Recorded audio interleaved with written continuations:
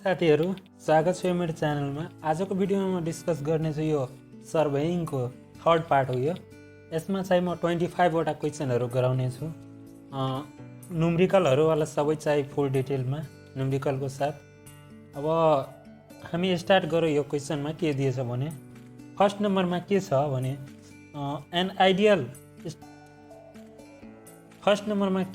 An ideal transition curve is यसर C को हुन्छ यो क्लोथाइड स्पाइरल। अब नेक्स्ट नंबर को क्वेश्चन छ pantograph is use for. Pantograph के लागि यूज गर्छ यो इन्लार्जिङ और रिड्युसिङ प्लान यसको लागि चाहियो। अनि त्यसपछि 3 नम्बरमा छ if the angular measurement of a traverse are more precise than it's linear measurement balancing of a traverse is done अ यो केमा डन हुन्छ यो ट्रान्जिस्ट रूल। यो कुन रूल हो यो ट्रान्जिस्ट रूल। अनि त्यसपछि 4th नम्बरमा छ the branch of surveying in which both horizontal and vertical position of a point are determined by a making of instrument observation is known as. A number को अप्सनमा छ ट्याकोमेट्री अनि बी मा छ ट्याकोमेट्री अनि सी मा छ टेलिमेट्री। यसको चाहिँ सही आन्सर यो डी को हुन्छ अल द अबभ। यो चाहिँ सबै सेको पार्ट है, यसैलाई भनिन्छ हामी ट्याकोमेट्री वाला। अनि त्यसपछि छ 5th नम्बरमा इन लेभलिङ अपरेसन। ए नम्बरमा छ अप्सनमा when instrument is being shifted the staff must be removed. अनि बी मा छ when staff is being carried forward the instrument must be remains stationary. यो पनि हुन्छ यसको अपरेसन। दुईवटा अपरेसन हुन्छ यो दुवै सही हो। अनि सी मा छ बोथ ए एन्ड बी। यसको चाहिँ सही आन्सर यो नै हुन्छ बोथ ए एन्ड बी। अनि त्यसपछि छ 6th नम्बरमा if the rate of a gain of a radial acceleration is 0.3 metre per second and full centrifugal ratio is developed on the curve and the ratio of a length of the transition curve are same, the radius of a road railway is। यसको चाहिँ सही answer यो के हुन्छ भने हेरो यसको चाहिँ कसरी यो बनाएको हुन्छ। यो सबभन्दा पहिला यो रोडको सेन्ट्रिफ्युगल कति हुन्छ यो 1/4 अनि त्यसपछि रेलवेको 1/8 अनि त्यसपछि चाहिँ यो निकाल्दाखेरि सेन्ट्रिफ्युगल रेसियो v²/rg हुन्छ। यसको चाहिँ तपाईहरुले हेर्न सक्छौ, राम्रैसँग हेरिहाल्नु। अनि यसको चाहिँ सही आन्सर यो कति आएछ भने यो डी को ए को हुन्छ यो 2.828 आन्सर। यो चाहिँ तपाई हेर्न सक्नुहुनेछ त्यसमा। अनि त्यसपछि छ नेक्स्ट क्वेशन 7 नम्बरमा the angle between two plane mirror of a optical square is. यो चाहिँ कति हुन्छ यो 45 डिग्री। यो एंगल बिट्विन यो प्लेन मिरर यसको चाहिँ कति हुन्छ यो 45 डिग्री। अनि त्यसपछि 8 नम्बरमा the latitude of a traverse is obtained by multiplying its length by के हुन्छ यो कोसाइन अफ इट्स बेरिङ। यो हुन्छ मल्टिप्लाइङ इट्स लेन्थ र कोसाइन अफ इट्स बेरिङ हुन्छ यसको सही आन्सर। अनि त्यसपछि छ यो for a curve of a radius 100 metre and nominal कोड यो कति दिएछ 10 metre and Rankine deflection is. यसको चाहिँ सही आन्सर यो कति हुन्छ यो 2 डिग्री 51 मिनट 53 सेकेन्ड। अनि त्यसपछि यसको चाहिँ हेरौँ हामी के दिएछ यो डिफ्लेक्सन के हुन्छ यो 180 degree into C length of कोड डिवाइड बाई 2πr आर हुन्छ। यो फर्मुला हो यसको। यो चाहिँ निकाल्दाखेरि 2 डिग्री 51 मिनट अनि 53 सेकेन्ड हुन्छ। अब 10 नम्बरको क्वेशनमा के दिएछ भने a uniform slope was measured by the method of stepping if the difference in level between 2 point is. यो लेभल डिफरेन्स एच हो। यो कति दिएछ 1.8 metre and the slope distance between them is 15 meter. The error is approximate equal to यो के हुन्छ यो यसको फर्मुला हेलो स्लोप करेक्सन यो कति हुन्छ h² / 2l। यो चाहिँ h दिएछ 1.8 अनि त्यसपछि 2 इन्टु एल कति दिएछ 15 मिटर। यो चाहिँ निकाल्दाखेरि कति आउँछ 0.108। यो चाहिँ एप्रोक्सिमेट यो कति हुन्छ यो यसको चाहिँ सही answer positive cumulative plus 0.11 metre. अनि त्यसपछि 11 नम्बरमा छ in optical reading instrument the vertical circle is usually continuous from 0 degree to 359 degree. अनि त्यसपछि छ बीमा the reading increase when the telescope is elevated in the face of left position. यो पनि सही हो। अनि त्यसपछि सी नम्बरमा छ the reading decrease when the telescope is elevated in the face right position. यो फेस राइटमा हुन्छ तब त्यसको रिडिङ डिक्रिज हुन्छ अनि त्यसपछि लेफ्टमा हुन्छ तब इन्क्रिज हुन्छ। यो पनि सही हो। यसको चाहिँ सही आन्सर यो डी को हुन्छ अल द अबभ। अनि त्यसपछि 12 नम्बरमा छ for setting out of a simple curve using 2 theodolite offset from angle is required. बीमा छ अफसेट फ्रम कोड प्रोड्युस आर रिक्वायर्ड अनि अफसेट फ्रम लङ कोड आर रिक्वायर्ड। अनि त्यसपछि छ deflection angle from Rankine formula are required. यसको चाहिँ सही आन्सर यो के भनिरहेछ यो setting out of simple curve. Simple कर्भमा यो जस्ट सिम्पल हुन्छ। यसमा चाहिँ यो खाले कुनै किसिमको यो चाहिँ काम हुँदैन यो कुनै पनि रिक्वायर्ड हुँदैन। त्यसैले यसको चाहिँ सही आन्सर यो नन अफ देम हुन्छ। 13 नम्बरमा छ geodetic surveying is undertaken for producing of accurate map of wide area. एकदम सही हो। यो एक्युरेट म्याप यो युज हुन्छ। अनि त्यसपछि बीमा for developing of a science of a geodesy. अनि त्यसपछि making of a most accurate instrument or a method of observation. अनि त्यसपछि for determination of a accurate position on the earth surface of a system of a control point. अनि त्यसपछि ई नम्बरमा छ all the अबभ। यसको चाहिँ सही आन्सर यो इको नै हुन्छ अल द अबभ। अनि त्यसपछि दिएछ 14 नम्बरमा the desired sensitivity of a bubble tube with 2 mm division is 30 minute and the radius of a bubble tube should be. यो रेडियस कति हुन्छ यो डिभिजन दिएछ 30 मिनट। अनि त्यसपछि त्यसपछि यसको चाहिँ रेडियस दिएछ रेडियस भनिरहेछ निकाल्न। अनि यसको चाहिँ एन्सर के हुन्छ यो भने यो एको नै हुन्छ 13.75। अब यो हामी हेरौँ कसरी यो निकाल्छौँ। यो सेन्सिटिभिटीको फर्मुला हुन्छ यो आई इन्टु 20 62 65। यो चाहिँ सर्कमफ्रेन्स हो। यो कन्स्ट्यान्ट हुन्छ यो डिभाइड बाई आर हुन्छ। अनि यो चाहिँ आर इक्वल टु फेरि निकाल्दाखेरि 2 डिभाइड बाई 1000 अनि त्यसपछि यो चाहिँ सर्कमफ्रेन्स डिभाइड बाई 30। यो चाहिँ निकाल्दा कति आउँछ 13.75। अनि त्यसपछि छ 15 नम्बरमा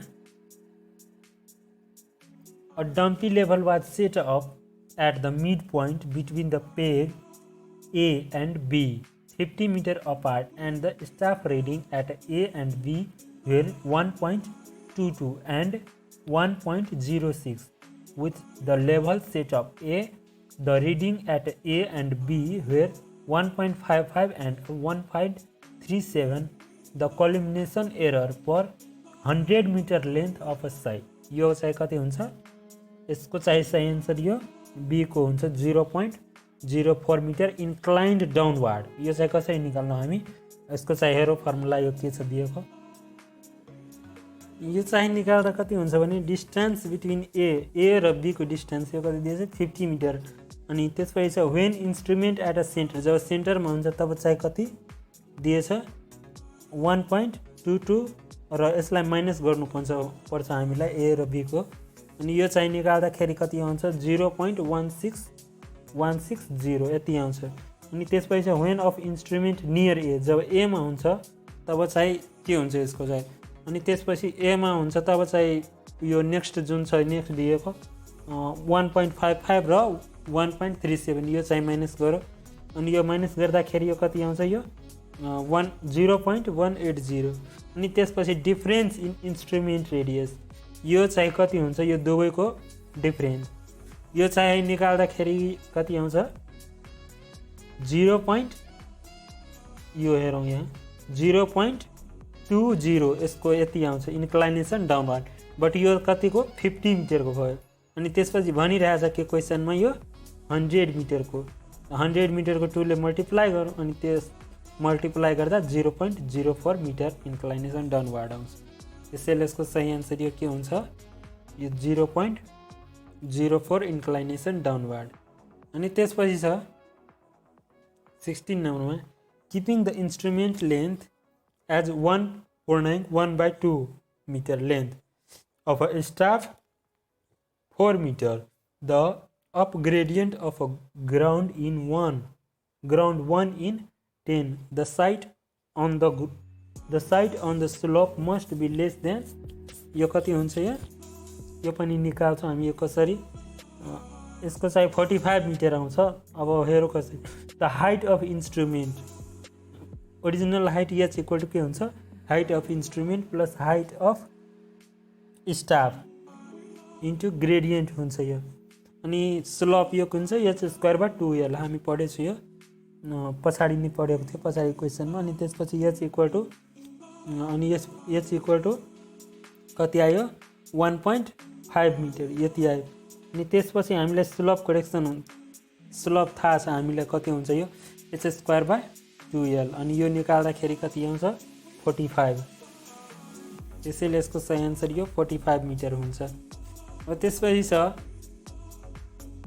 17 नम्बरको क्वेसन ट्रु मेरिडियन डिफरेन्स यो के हुन्छ यो डिफरेन्स यसको coverage from south pole to the north pole coverage from north pole to the south pole coverage from equator the pole run parallel to each other. यसको चाहिँ सही answer यो C को हुन्छ किनभने यो जुन मेरिडियन ट्रु मेरिडियन हुन्छ त्यो चाहिँ नर्थ र साउथको इक्वल हुन्छ त्यो इक्वेटर गर्छ यो।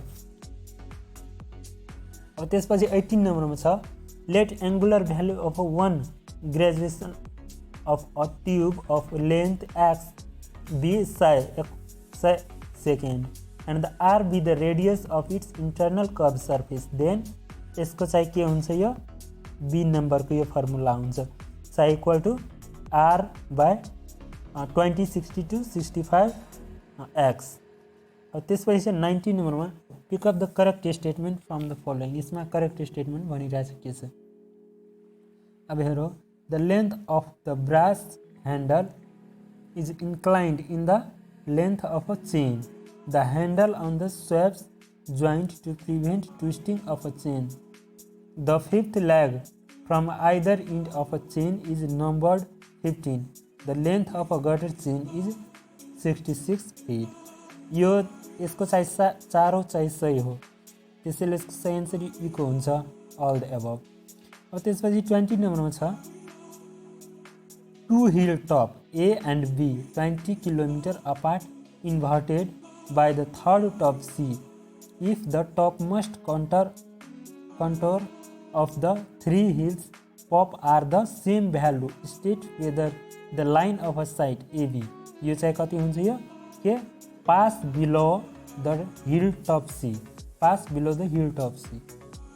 21 नम्बरमा हेरौँ के दिएछ भने the diagrams of a stereotheodolite is fitted with two additional एमा छ horizontal air यसको चाहिँ डायग्राम यो कहाँ फिटेड हुन्छ स्टेडिया कन्स्टेन्टमा होरिजेन्टल एयरमा नै यसको सही आन्सर यो एकै नै हुन्छ।